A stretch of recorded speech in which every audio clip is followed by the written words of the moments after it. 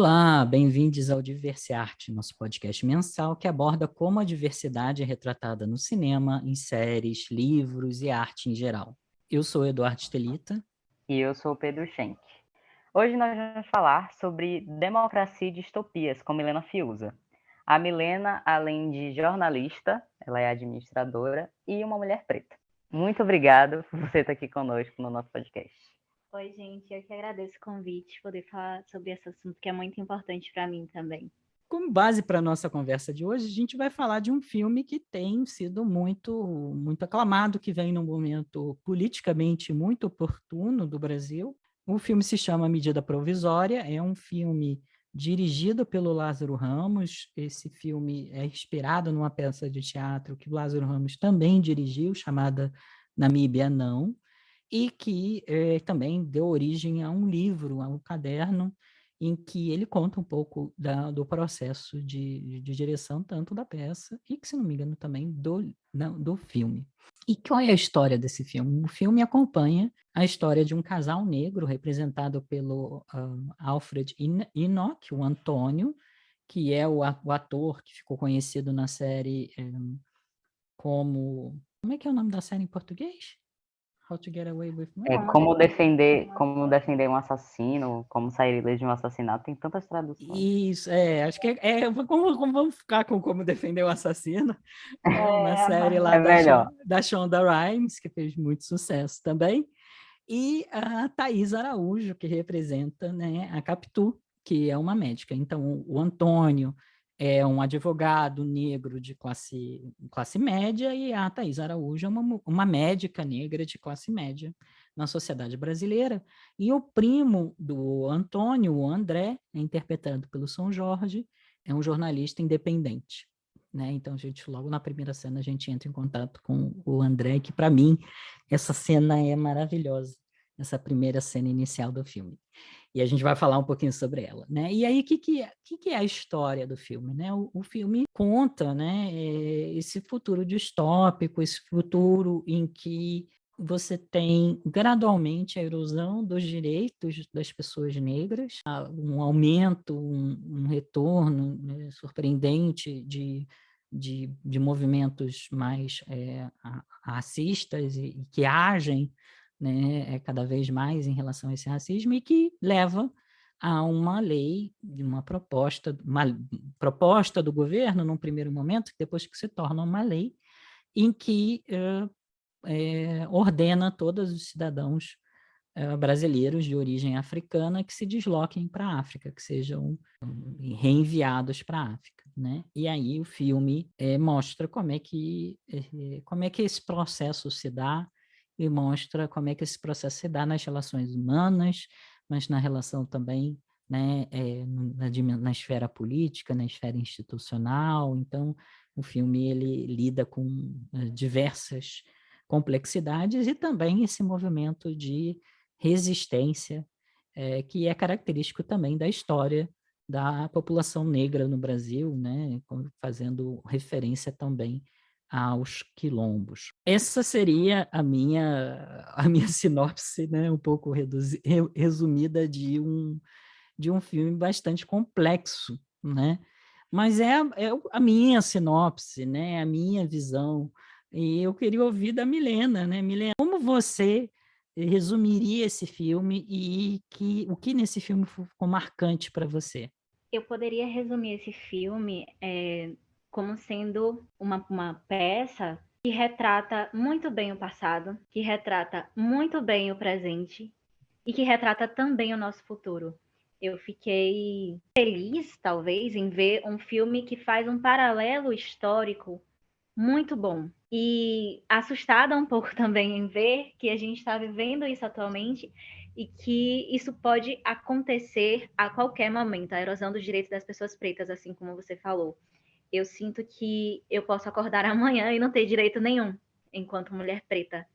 E o que mais me marcou, na verdade, uma das cenas que mais me chamou a atenção, é uma em que a Capitu, a personagem feita pela Thaís Araújo, ela está no posto de resistência, né? Que até ela comenta, isso aqui é um quilombo, e as pessoas falam, a gente prefere falar resistência. E aí ela grita que muitas vezes ela gritou pelos seus direitos e muitas vezes ela foi obrigada a se calar.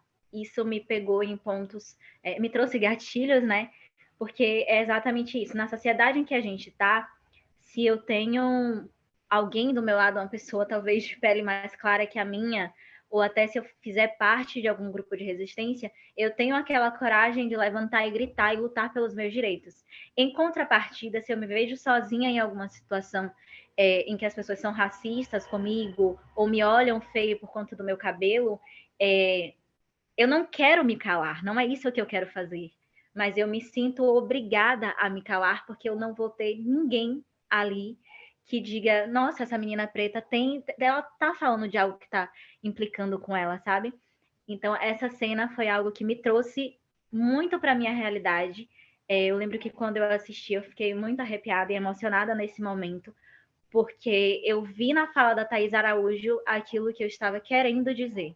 Essa é realmente uma das cenas mais fortes, né, do filme. Também, para mim, marcou bastante. Tem a cena também, né, do personagem do Seu Jorge, que é o André, que se pinta de branco, né? Isso é já mais pro final do filme, né? Depois que acontecem todas as coisas, que a gente não vai dar tanto spoiler assim hoje. Mas tem outra cena também que é bem marcante, que é antes, inclusive, de todas as desgraças que acontecem, né?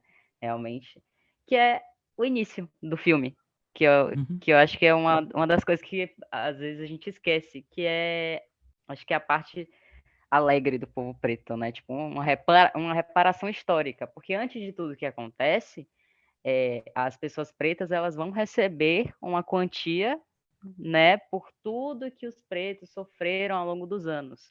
Então você começa o filme tipo, que legal, é um filme sobre reparação histórica, então quer dizer que os pretos vão ser, né, vão ganhar um valor simbólico depois de tudo que já aconteceu com eles, e na verdade não é nada aquilo, né? Realmente a realidade bate ali na hora, depois que tudo vira de cabeça para baixo. Mas eu acho que realmente o que é mais marcante no filme é porque a gente sempre espera realmente o melhor, a gente sempre espera que vai acontecer algo positivo, e depois a gente percebe que não, de novo, o governo só acontece realmente o que a gente espera que vai acontecer. Como o filme é uma realidade, né, um futuro, eles trazem o filme como sendo algo que não está acontecendo agora, mas sim no futuro distante, tá, uma idealização do que é o futuro.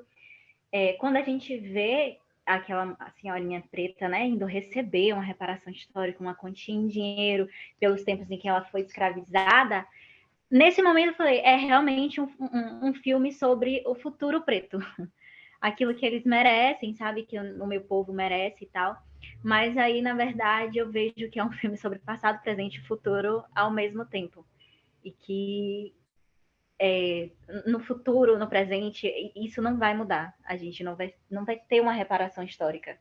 É só aceitar que não vai existir, sabe? Seriam muitos anos para que conseguissem reparar um pouquinho do que o povo preto sofreu. Eu achei essa cena também muito marcante, porque ela é muito brasileira, né? Eu acho que alguém que assiste fora do Brasil nunca vai entender, né? A porta. Isso eu acho que a gente pode dar spoiler, porque é a primeira cena do filme, né? A porta do banco travando, né? E que eu acho que ela já dá o tom, né? Dessas pequenas violências racistas que a gente encontra na sociedade brasileira diariamente, né? Que a gente vê essas agressões e que nós, pessoas brancas, né? Eu estou falando nós aqui, me incluindo, né? A gente finge não ver, né? A gente não finge não perceber, mas que a gente vê, que está na cara, que toda vez que a gente sai de casa a gente vê, né? E que é algo, ao mesmo tempo, assim, né? O racismo é uma questão, né? Em vários países do mundo, né? Em várias culturas, mas ali naquela primeira cena ele está falando, olha, eu não estou falando do racismo de qualquer outro lugar, eu estou falando do racismo do Brasil, né? Do racismo da porta do banco que trava, que só acontece no Brasil, né? Então, eu achei que, tipo assim, ele deu muito... eu não estava esperando, eu não sei, né, como é que vocês foram para o filme, eu já conheci um pouquinho da história, então eu não estava esperando um filme de um futuro bonito, mas eu acho que ele também mostra um pouco desse momento social político que a gente está passando, em que a gente tem, sim, né, uma série de vitórias, e que essas vitórias, às vezes, são o de avanços, ou a gente percebe que a gente está avançando, que a gente percebe que a gente consegue levar alguns debates para alguns outros espaços, que, né, como o personagem do Antônio, né, que faz parte de uma associação, que leva para a Câmara dos Deputados, e que aí que começa a falar, e que o discurso dele é apaixonado, e que é atravessado também por essa cena, né, da senhora, né, querendo entrar no banco, pegar a reparação histórica dela, e que aí a gente também é confrontado rapidamente à sala vazia para quem ele está falando, né?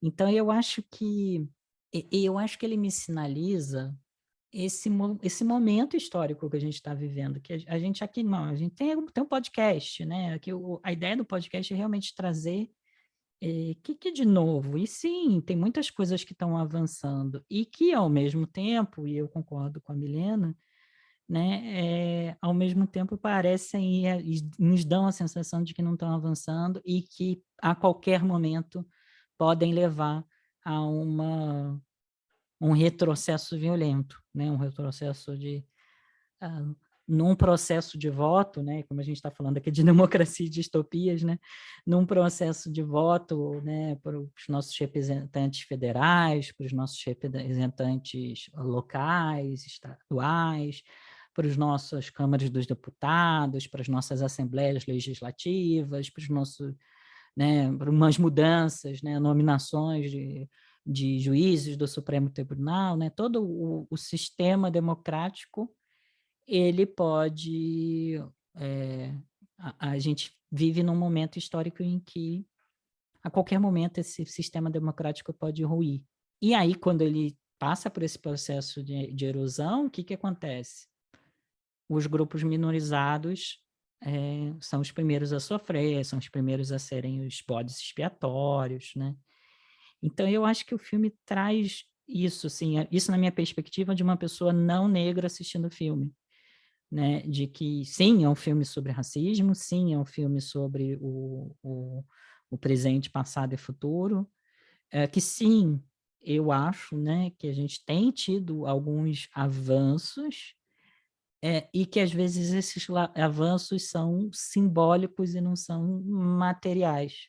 E aí a dívida, você receber o dinheiro da dívida histórica, é você transformar algo que é simbólico, como uma lei contra o racismo, né? Uma lei contra a LGBTfobia, uma lei que às vezes eleva a detração, né, de algumas pessoas e que outras ainda se permitem sair do armário, né, em diferentes contextos sociais, né, e achar que podem bater no peito e gritar que eu sou preconceituoso, eu discrimino, eu sou assim mesmo, e que não sei, são muitos sentimentos, assim, a minha sensação vendo logo esse início do filme são essa sensação de muitos sentimentos. Eu não sei, Milena, eu não diria que é tipo assim, não tem esperança. Eu na sua fala eu senti um pouco assim, não tem esperança.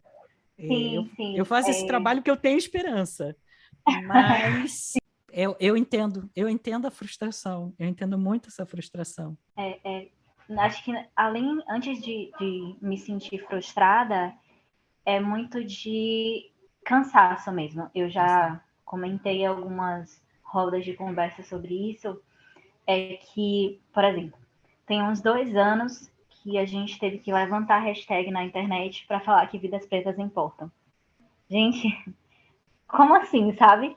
Tantos anos se passaram desde a escravidão, tantos avanços aconteceram, e a gente ainda precisa gritar que vidas negras importam, que um homem preto não pode ser asfixiado até a morte na rua. Uhum. Sabe quando você só cansa de falar sobre um assunto porque não precisa mais falar sobre isso? Todo mundo já sabe e as pessoas escolhem ignorar. Mas teve um ponto na sua fala que você até complementou da minha, que a gente acaba vendo, né? Pode acordar amanhã e a democracia ter ruído. Eu refleti sobre isso quando você falou, e eu realmente acredito que ela não vai ruir de um dia para o outro. Eu acho que ela está ruindo aos poucos. O governo é muito segregacionista hoje, né? Então, alguns espaços são limitados a pessoas pretas. Não tem uma placa escrito não vai entrar aqui quem for preto. Nessa loja não pode entrar. Teve uma loja que saiu recentemente na mídia em que admitiu, é uma loja de grife, né? E admitiu que tem sim trabalho escravo. 2022, a loja está admitindo que tem trabalho escravo. Tem pessoas pretas trabalhando em condições sem condições, né? Eu falaria condições mínimas, mas sem nenhuma condição. E quantos anos se passaram desde a escravidão? Então, não é o não acreditar na melhora, sabe? Mas é o temer mesmo, porque a gente tem avanços, mas de verdade, eu como pessoa preta, sentindo na pele o racismo todos os dias, eu obviamente fico feliz quando alguma lei é aprovada, quando algum preto conquista algo, eu fico muito feliz com isso, mas passageiro, são coisas passageiras, são pequenas perto daquilo que a realidade, sabe? E eu acho que a minha sensação é essa, que nem sempre se converte, especialmente quando a gente fala da população negra, né? Eu acho que quando a gente fala da população LGBTQIA+, tem tido umas vitórias assim que são mais materiais, né? Sim. Em termos de leis, de direitos, de acesso à saúde, de acesso a igualdade, a benefícios, algumas coisas nesse sentido que são benefícios que o resto da população tem e que agora, né, a população LGBT consegue acessar. E quando a gente fala da população negra, parece que esses benefícios materiais nunca chegam. Então, eu acho que, sei lá, foi isso que eu fiquei assim, me passando nessa primeira cena. E é uma cena, tipo, tão brasileiro, né? Tanta cultura brasileira, e tem tantas outras, né? Então tem outra coisa da questão da invasão do apartamento deles, que aí eles acham, olha, não pode invadir o nosso apartamento porque existe uma lei. E aí a gente vê lá no cantinho, falando numa notícia do jornal, falando, olha, aqui na favela, a polícia está entrando porque ela não respeita a lei, né? Ainda falando dessa primeira cena, né, sobre reparação histórica, eu refleti um pouco sobre isso, e a gente fala muito sobre reparação histórica. A gente está reparando o que aconteceu no passado. Mas o que está acontecendo hoje? Quando é que a gente vai reparar? Sabe? Então, por isso que eu acredito que alguns desses avanços que sim vêm acontecendo parecem mínimos aos meus olhos, porque o retrocesso está ali caminhando junto com os avanços. A gente dá um passo para frente e um e meio para trás, sabe? Então, isso pega um pouquinho para mim. E sobre não invadir em alguns lugares, né? Tem uma lei que protege. É até cômico e trágico ao mesmo tempo, porque eles ficam assegurados, né? O Antônio e o André ficam assegurados pela lei de que eles não podem entrar aqui em casa, não podem invadir a nossa casa. Mas, em paralelo a isso, a lei de liberdade dos pretos foi embora, sumiu. E é algo que eu fico até me questionando por que isso acontece no filme, porque a democracia deixou de existir, passou a servir apenas a brancos naquele momento. Então, por que essa lei em específico permaneceu? Sabe? Eu não entendi, foi um ponto que eu fiquei me questionando, porque se todos os direitos foram revogados e tomados, restou esse único direito, claro que apenas para alguns, né? Acredito que depende muito do bairro, né? A gente tem isso aqui em Salvador, que na favela a lei não estava valendo de nada. Então, até que talvez fosse uma questão de tempo até eles invadirem mesmo a casa do Antônio e do André. Mas enquanto eles não podiam, entre muitas aspas, porque eles de fato podiam naquele momento, mas eu acredito que era melhor para o enredo, né, que fosse feito dessa forma, eles, enquanto não podiam entrar, eles faziam questão de tornar a vida do Antônio e do André um inferno. E a gente não pode entrar, então eles vão sair. cortando a água. Isso eles podiam fazer, né? Cortar Exatamente. água, cortar luz. Uma coisa Alimentação, que proibir visitas e tal. uma coisa que você falou, né, sobre por que tantas leis eles puderam jogar fora e essa funciona. Uma coisa que eu fiquei pensando é, nossa, quanto dinheiro para mandar as pessoas para a África e aí não tinha dinheiro nenhum para dar para eles, porque na hora que a mulher é barrada no banco, aí a moça fala, não tem como a gente pagar vocês, mas o dinheiro para pegar para mandar todo mundo para a África, o governo teve todo esse dinheiro, né? E até, acho que não sei se ele faz o papel do presidente, ou se ele é, não sei. Ministro, né? Um cargo muito... Isso. Ele fala, né, acho que, eu não sei se é quando o Antônio e o André estão lá, tipo, deixa, a gente já tá gastando muito dinheiro com esse povo, isso que você falou, né, tipo, deixa eles aí, não vamos entrar não, que é bom para filmagem, fica melhor para o pessoal lá fora, ver como é que tá funcionando, para realmente passar como se eles estivessem indo por livre e espontânea vontade para a África. Então chega a ser cômico de assistir certas coisas, né, os detalhes desse ministro na hora que ele pedir um picolé, ele pede, não, chocolate. Sempre tem alguma coisa assim que eles colocam para ficar cômico mesmo. Chega a ser engraçado algumas situações que se passam. É o tragicômico, né? O engraçado, né? Se a gente não percebesse o quão real e verdadeiro e trágico fosse, né? O enredo ele é muito interessante nesse aspecto, né? Eu acho que é uma grande conquista aí do Lázaro Ramos, da primeira direção dele, né? Ele realmente fez um trabalho assim muito muito primoroso, porque ele realmente traz essas sutilezas todas, né?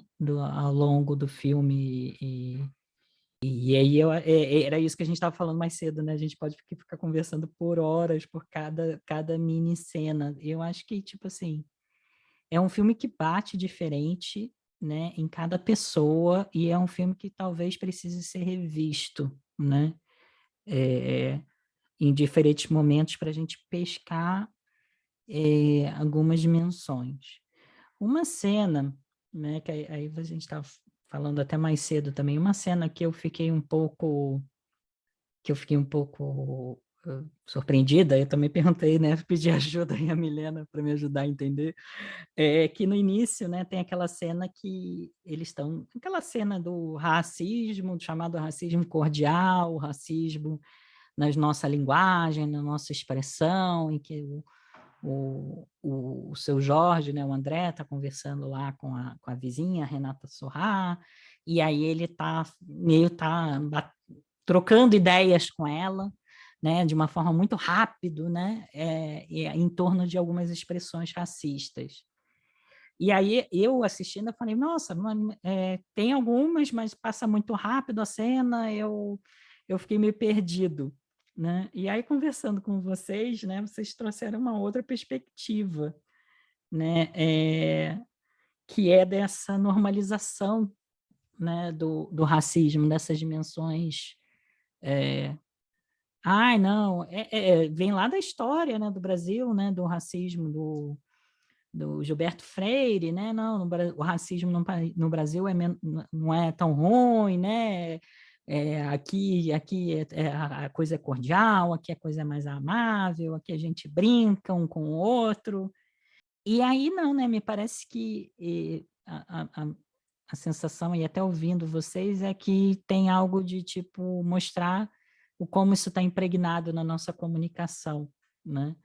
E aí tem outros tipos de racismo, né? O racismo daquela pessoa branca que parece que bom, tá lá só fazendo o trabalho dela e que não questiona. Tem o racismo das instituições, tem o racismo, né, dos poderosos. Eu queria ouvir um pouquinho de vocês, o que marcou vocês aí nesses tipos de racismo e nas relações entre os personagens brancos e os personagens negros no filme. Quando a gente estava batendo um papo mais cedo, né, a gente conversou e você trouxe algo que o Lázaro Ramos não ia dar um ponto sem nó. Então, trazer mesmo esses diálogos sobre racismo, porque racismo é um tema extremamente sério de se falar, mas trazer esses diálogos acontecendo de maneira mais corriqueira, mais na brincadeira, é uma representação muito fiel da realidade. É normalizar algumas coisas, sabe? É normalizar um branco perguntar, mas é preta ou negra? Se eu falar preta, eu tô ofendendo? É normalizar esse tipo de coisa. Então, ele foi muito pontual mesmo em trazer Perspicaz. Isso, perspicaz é a palavra. Uhum. Em trazer esse tipo de olhar para essas coisas. E sobre a questão dos brancos, né? De ser aliado ou não, ser neutro. A gente tem uma expressão que é neutro é sabonete. E tem o personagem que faz o auxiliar da Isabel, né? A ministra. E que ele, no começo, é um branco que até parece ser aliado, o Santiago. Ele até parece, talvez, ser um aliado, mas porque ele mostra ele se incomodando com um olhar de incômodo frente a algumas falas da Isabel, mas, na verdade, eu, enquanto uma mulher preta, interpretei a atitude dele como sendo neutro. E neutro não ajuda ninguém, a gente não pode ser neutro frente ao racismo. Você tem que ser contra e ajudar a combater. E quais outros personagens eram assim? O segurança, lembrei. O segurança Do do hospital. trabalho Isso, que do hospital que a Capitu trabalhava. trabalhava, a personagem feita pela Thais Araújo, ele também, ele cumprimentava os pretos, sabe? E cai muito na nossa realidade de, mas eu não sou racista, mas óbvio que eu vou ficar com medo se um menino preto entrar no ônibus. Eu não sou racista, a minha empregada é preta, e ela come da mesma comida que eu, é como se fosse da família, sabe? Mas as pessoas da sua família têm uma porta específica na sua casa para poder entrar, não pode Uhum. entrar pela porta que todo mundo entra. A pessoa da sua família utiliza elevador de serviço, tem uma farda que tem que usar todos os dias, tem que ficar na cozinha o tempo todo. A minha mãe é doméstica, a minha mãe não é preta, mas eu sei como é que é a realidade da doméstica no Brasil, né? Entrar para um elevador de serviço, comer na cozinha, beleza, come a mesma comida, mas é na cozinha, não pode sentar na mesa e comer. Então a gente tem um paralelo entre no filme, né, ele traz os brancos aliados, que já é mais para o finalzinho que a gente consegue ver, os brancos, e geralmente são brancos que têm algum tipo de relação com pretos. Isso é algo que eu Uhum. notei também. Não são brancos que não têm nenhum contato com preto. A namorada do André, por exemplo, é uma aliada. Mas ela é aliada porque ela namora o André? Ou ela é aliada porque ela é contra o racismo? Sabe? Se não tivesse alguém que ela amasse passando por aquela situação, como é que ela se comportaria? Isso são coisas que a gente fica se questionando. E aí a gente tem, em paralelo, a namorada do André, o Santiago, que é o assistente da Isabel. Ele não é aliado, ele é só neutro, mas aí o filme traz ele talvez como um aliado no final, ele tentando se tornar um aliado, depois de ter passado o filme inteiro sendo apoiador, porque neutro para mim não existe. E acho que são esses personagens. E o segurança, né? Do Do hospital. hospital, que aparentemente era um aliado. Ele em nenhum momento se mostrou como sendo neutro. Ele cumprimentava muito bem a Capitu, o Antônio, né? Achei até que eram amigos e tal. Tanto que quando o Antônio volta no hospital para procurar a Capitu, ele fala, tipo, foi uma reviravolta para mim, foi um choque ver o quanto ele era contra o Antônio. Porque até então achei que eles eram amigos, pela relação que eles cultivavam de bom dia todo dia de manhã. Então isso foi até uma surpresa para mim. Então o filme traz esses perfis para a gente enxergar o branco em todas essas situações. O racista muito velado, que talvez tenha medo de gritar e bater no peito que é racista, medo não sei por quanto tempo, né? Porque a lei está dando uma aval para isso. E aí tem o racista que paga de neutro e tem o racista que talvez esteja ali só porque tem alguém que ama que é preto, sabe? É aquilo, eu tenho amigos que são. Isso, eu acho que a grande questão que a gente vê, não só nesse filme, mas em outros filmes também, né? É que sempre retrata, dando o exemplo do segurança e do assistente da Isabel Santiago, tipo, beleza, o Santiago, o amor da vida dele é um cara preto, mas ele foi lá e, tipo, como se tivessem colocado apontado uma arma na cabeça dele e falei, você vai ter que trabalhar para isso aqui, sendo que ele já trabalhava antes para Isabel, por exemplo. Como é que ele nunca percebeu que a Isabel era uma pessoa racista, as pessoas que ele trabalhava eram pessoas racistas. Inclusive, já essa lei, né, que surgiu depois, era uma coisa que aparentemente já estava sendo discutida há muito tempo, era um projeto que já estava sendo discutido há muito tempo. Não foi de uma noite, tipo, uma noite para outra, para o dia que do nada, vamos fazer isso aqui, mandar todas as pessoas pretas do Brasil para a África. Então, acho que a grande questão que a gente discute não é só falar, mas eu tenho um amigo, eu tenho um namorado, tenho uma namorada, tenho um tio, tenho uma mãe. Mas se uma coisa dessa acontecer em algum momento, o que é que você vai fazer sobre isso? Né? Se, tipo, seu amigo, seu melhor amigo preto, passa por né, por alguém racista, alguém é racista com essa pessoa na sua frente, o que é que você vai fazer? Você vai ficar calado porque você está com medo? A pessoa também está com medo. Você não vai defender a pessoa? Você não gostaria de ser defendido? Acho que a grande questão que todas as minorias discutem, estão tentando falar para as outras pessoas todos os dias isso acontece comigo, eu gostaria que tivessem pessoas do meu lado, aliados de fato, que lutassem com isso, né? Que lutassem por isso comigo. Só que as pessoas têm, tipo assim, acho que dá graças a Deus. Eu não tenho nada, então por que eu vou me enfiar numa situação que vai me colocar em perigo? Se a pessoa que você ama também está em perigo, então ela tem que passar sobre isso, né, com isso sozinha, não faz sentido para mim. Eu não preciso ser preta para lutar contra o racismo. Eu não preciso ser LGBT, que é mais para lutar contra a homofobia. Então, é muito parte mesmo desse princípio. As pessoas acabam, se eu tiver um amigo, talvez eu lute por isso. Mas e se eu não tiver? Não é uma questão que vai afetá-los, sabe? Então, até que ponto isso vai incomodar uma pessoa branca? Até que ponto isso vai mexer se você não tiver amigos pretos, familiares, conhecidos, o que seja? Até que ponto isso vai fazer você reagir também? Esse é o questionamento que fica, assim. Essas coisas, eu acho que o filme traz isso, né? Essas coisas não acontecem, essas mudanças não acontecem da noite para o dia, né? A gente está conversando aqui, está vindo, né? Essas questões, né? Elas aparecem numa fala, aparecem num pronunciamento de uma figura pública, de um político, né? Aí a gente deixa passar, aí a gente não se posiciona. Até porque, às vezes, se a gente se posicionar a tudo o que acontece, a gente enlouquece, né? Porque basicamente, diariamente, né? Todos os grupos minorizados têm que lidar com essas questões que aparecem. E aí, né, a gente estava falando, né, concretamente trazendo para o contexto, né, saindo do filme e trazendo para o que está acontecendo nos dias de hoje, esse filme saiu e no mesmo mês, né, no dia 6 de abril, foi aprovado na Câmara Municipal de São Paulo, né, na cidade onde você tem a maior população em números absolutos de pessoas negras do Brasil, um projeto de lei, o projeto de lei 71/2022, que prevê a extinção, né, da lei de cotas para concursos no serviço público municipal, né, de uma forma bem prática, né?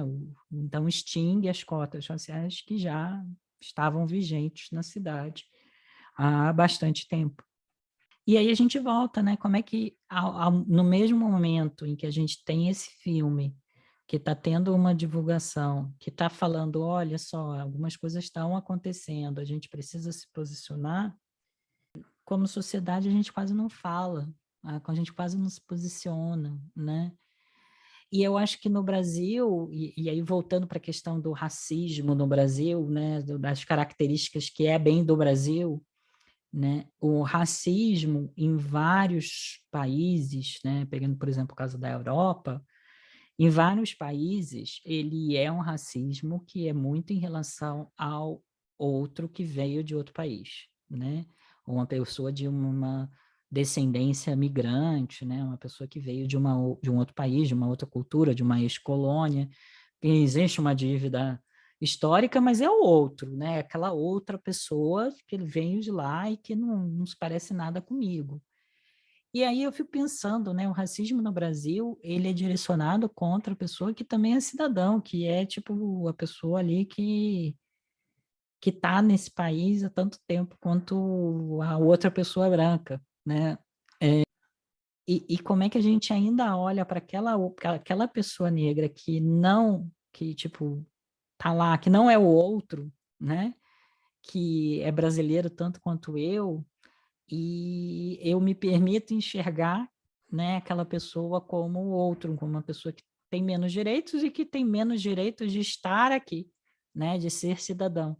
Então, eu acho que vocês trouxeram muito essa questão, que é um ponto assim que eu toco muito quando eu falo sobre diversidade e inclusão, né? Eu acho que a gente precisa entender o conceito de lugar de fala antes de sair aplicando ele de uma forma assim indiscriminada, porque eu concordo muito com o que vocês dizem, né? Que eu acho que é importante a gente estar numa posição de pessoa aliada e entender que as questões, né, do racismo, a misoginia, a LGBTfobia, o capacitismo, a xenofobia, todas as questões que nos atravessam como sociedade são questões sociais e que todos nós precisamos agir, né, como cidadãos, em prol além do mais, de pessoas que deveriam ser os nossos compatriotas, que a gente deveria enxergar como pessoas que compartilham, né, de alguma semelhança, de alguma identidade comigo, né? Não estou falando que a gente pode começar a discriminar migrantes, não é isso que eu estou falando aqui, né? Aliás, eu faço um trabalho com migrantes, seria completamente insano eu falar esse tipo de coisa. Mas é esse comportamento que é muito brasileiro de tratar pessoas que são tão, eu quanto, né, como qualquer outra pessoa, são tão cidadão, né, essa ideia de nação faz parte da minha nação, e que eu trato, né, com menos direitos. E se talvez a gente não chegou a esses extremos quando a gente fala da população negra no Brasil, nos extremos que o filme mostra, né, a gente já definitivamente já chegou a esses extremos em relação à população indígena, né? E o que a gente está fazendo como sociedade em relação a a população indígena também, né? Então, sei lá, eu fico realmente muito pensando assim, né? Eu acho, voltando ao que eu falei, né, mais cedo, eu acho que é um filme, não é um filme só sobre o racismo, não é um filme só sobre democracia, é um filme sobre democracia, sobre o momento político atual, sobre racismo no Brasil, né? No Brasil, eu acho que é um filme que, se for feito por qualquer outra pessoa, de qualquer outro ambiente, de qualquer outro país, não seria o mesmo filme, não falaria das mesmas coisas. Eu acho que ele é um filme muito brasileiro e que eu acho que ele devolve a gente, né, como brasileiros, qual é o nosso papel nisso tudo, né? Porque a gente não está assistindo, né, uma história, é uma distopia, né? Uma distopia normalmente é isso, né? O que é algo que pode acontecer e que não está tão longe assim do que a gente acha, né? E aí, o que a gente vai fazer em relação a isso? Eu acho que devolve isso para a gente, né? É diferente de assistir um filme e falar, olha, como é terrível o racismo nos Estados Unidos. Tá, mas eu não moro nos Estados Unidos, mas aqui não, a gente mora no Brasil, né? A gente vive nesse país. Eu não sei, tipo assim, eu tô aqui viajando, gente, mas como é que, tipo assim, o que vocês acharam disso, né? Eu acho que a gente nem falou mais cedo, né? Mas para mim tem uma cena que eu acho que é uma cena que, tipo assim, eu não sei se eu posso dar esse spoiler, mas bom, vou dar. É a cena do tapa e do soco no final, gente.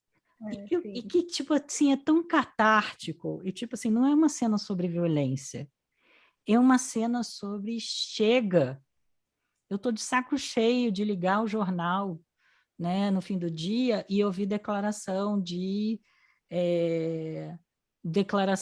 né, excludente, de racista, discriminatória, né, de, de apresentador de televisão, de artista, de político, sai, chega, eu não aguento mais. Cala a boca. Cala a boca. Pelo amor de Deus, chega, já tá bom.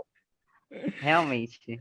Eu não sei como é que foi para vocês, mas para mim, tipo assim, eu de forma alguma eu associei essa cena como uma cena de violência. Eu achei uma cena de tipo assim, ai, como eu queria poder ser a pessoa dando esse tapa em algumas pessoas, em muitas pessoas. Como é que foi Eu essa gostaria cena? de pegar um gancho que você trouxe lá no comecinho, né, sobre a lei que extingue as cotas aí no município de São Paulo, né? E no filme, criando um paralelo, né, entre o filme, porque o filme é muito sobre a realidade, a gente percebe como a gente não é meio que esperava, mas ninguém estava fazendo nada para que isso não acontecesse. Né, no atual governo que a gente tem, essas coisas, a gente acredita muito que pode acordar um dia, tipo, eu posso acordar um dia e não ter mais lei de cotas. Percebe como isso é distante, parece distante, é engraçado até de dizer, mas é a realidade. E assim como no filme, o povo é meio desacreditado, né? Durante todo o enredo, eles brincam com, tipo, vamos voltar para a África, não sei o quê. Eles brincam com isso, eles levam na esportiva, acabam não se assustando porque acreditam que a lei vai protegê-los.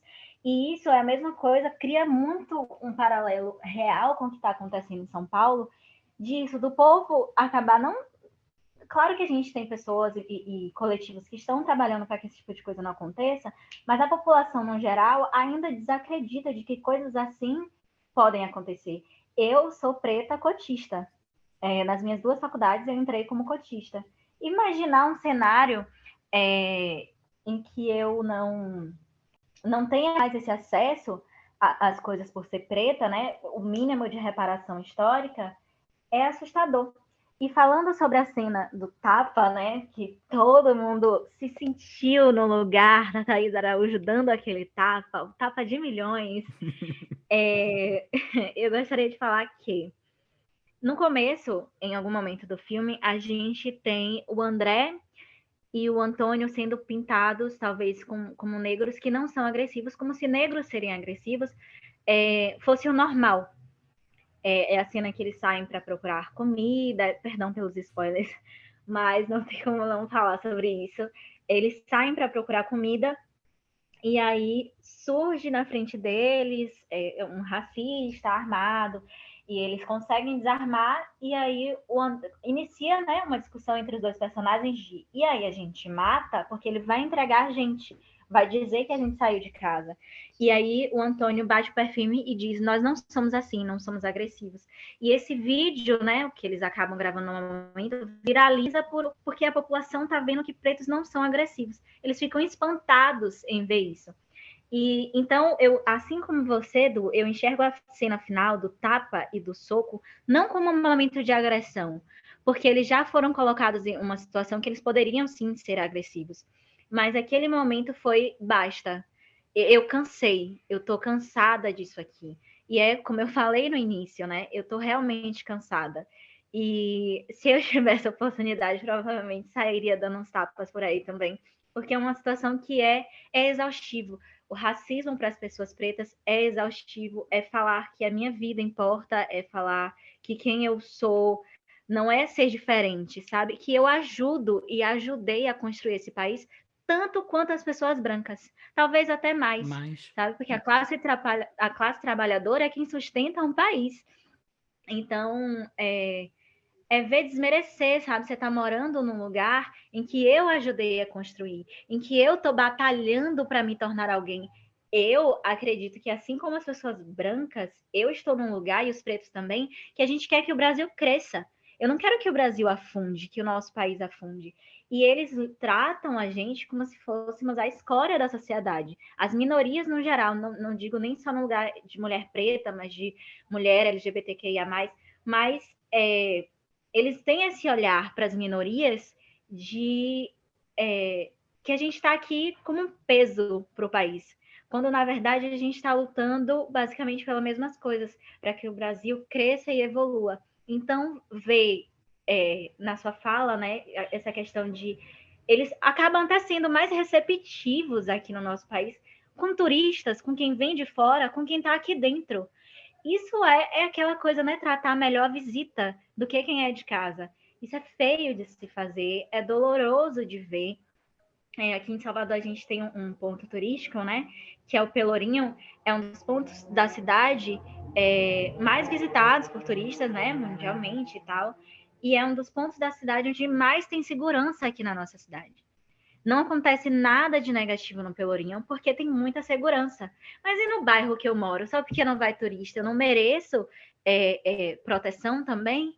O que acontece? Vamos tratar bem quem está vindo de fora, mas em bairros periféricos a polícia pode entrar, fazer acontecer.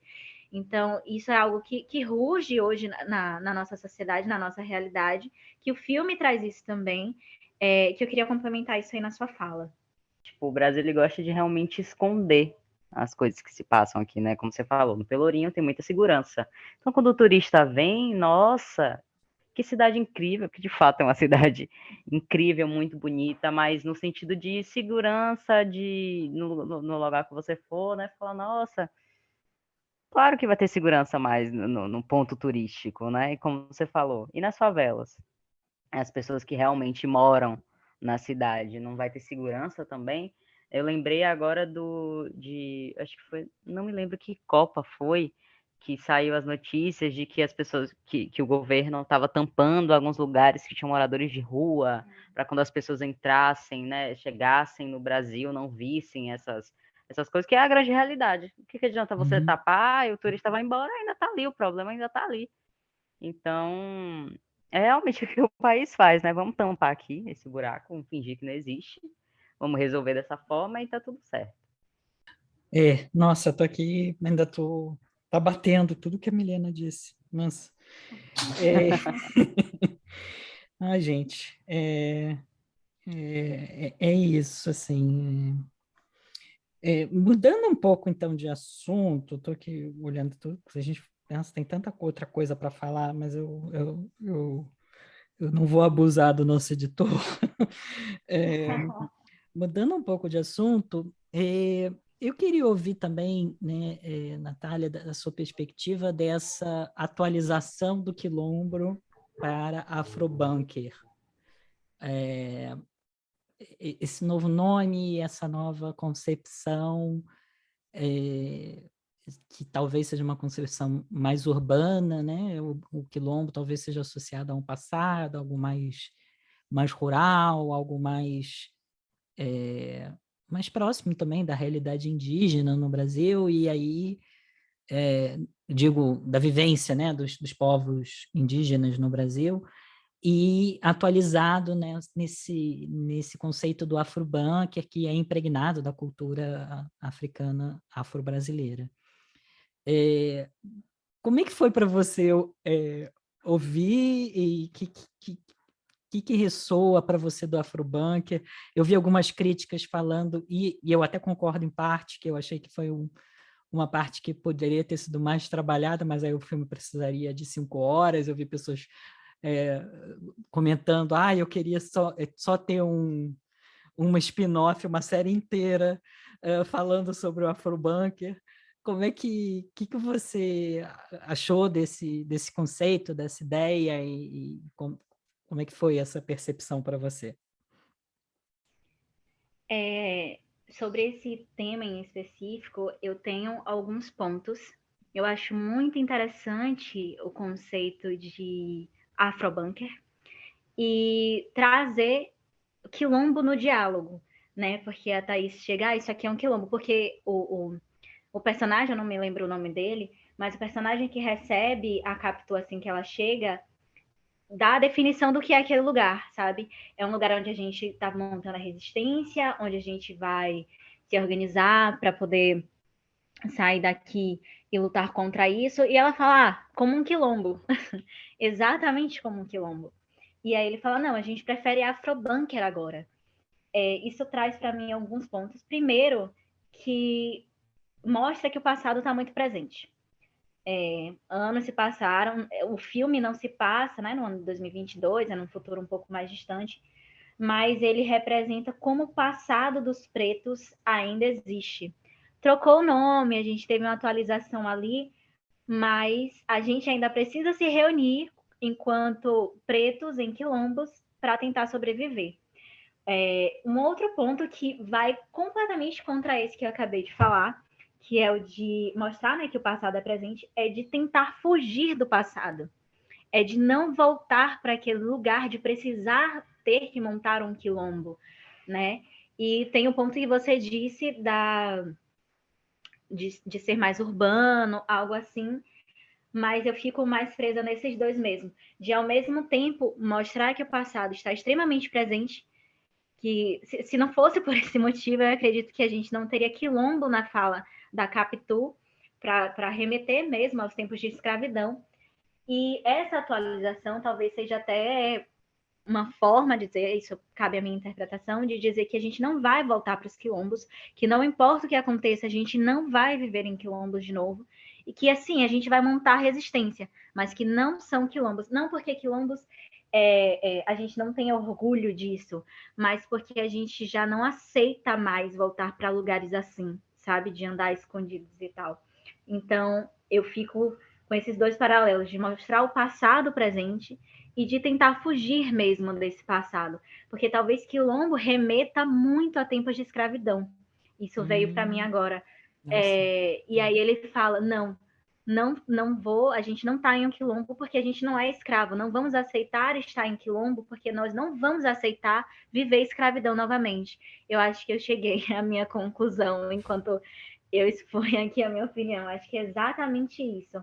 A gente está montando uma resistência, assim como os quilombos, mas quando os quilombos existiam, era porque nós éramos escravos. E nós não vamos voltar para esse lugar. Então, por isso, a gente prefere chamar de Afrobank. Acho que é isso. Nossa, a minha cabeça está explodindo aqui. Porque você traz umas reflexões assim muito iluminam, assim, né? Que realmente me fazem enxergar sobre um olhar completamente diferente do que eu estava pensando, né? Não, eu não tinha uma opinião formada, mas eu achei interessante a mudança de nome e fiquei curioso.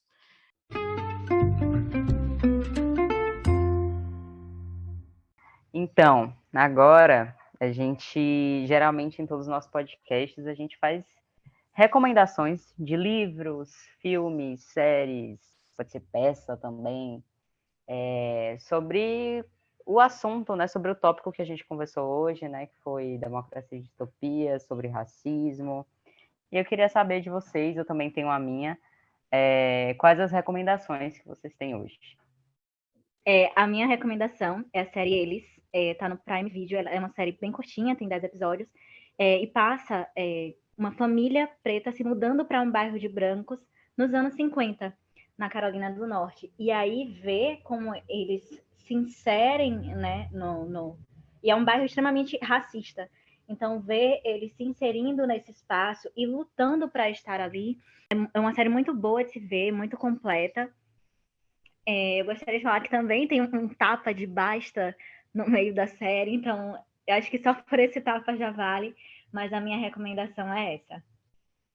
A minha recomendação primeiramente, né, para quem quer ver mais, né, do trabalho do Lázaro Ramos, tem um livro dele muito, muito interessante, ele conta um pouco da infância, da adolescência dele aí em Salvador, ele conta um pouco sobre as experiências dele, né, com o racismo e com a descoberta de ser uma pessoa racializada e também, né, com todo o processo de empoderamento dele. Ele fala bastante sobre a série Espelho, que ele conduziu por muitos anos. Então, é um livro muito bacana, é um livro que trata de questões políticas e raciais, ao mesmo tempo que conta a história dele, né? E que eu achei um livro muito gostoso de ler. E também, ainda nessa pegada da distopia, tem também um filme brasileiro de 2018, se não me engano, chamado M8, Quando a Morte Socorre a Vida, que é também um filme muito interessante que fala sobre o racismo e toca ainda mais nessas questões que a Milena trouxe da Vidas Negras Importam. Eu acho que ele ainda vai um pouco mais fundo que o Medida Provisória, com essa vertente mais do Vidas Negras Importam. Então, eu recomendo muito. Esse filme tem uma cena emblemática que, tipo assim, eu fecho os olhos, eu imagino, né, essa mãe negra falando que você tem que calar a boca quando uma mulher negra está falando, porque eu sou uma mulher negra, e que realmente, eu acho que é uma cena que arrepia qualquer um, é uma cena muito marcante, muito marcante. Eu separei aqui uma série que chama Olhos que Condenam, que é uma série de 2019, tem na Netflix, e eu vou ler a sinopse. 5 jovens negros do Harlem foram injustamente acusados de estuprarem uma mulher no Central Park. Eles só foram inocentados em 2014, depois que evidências de DNA comprovaram que o grupo não estava conectado ao brutal crime de Trisha Meili. Para quem não sabe ou nunca leu, né, inclusive um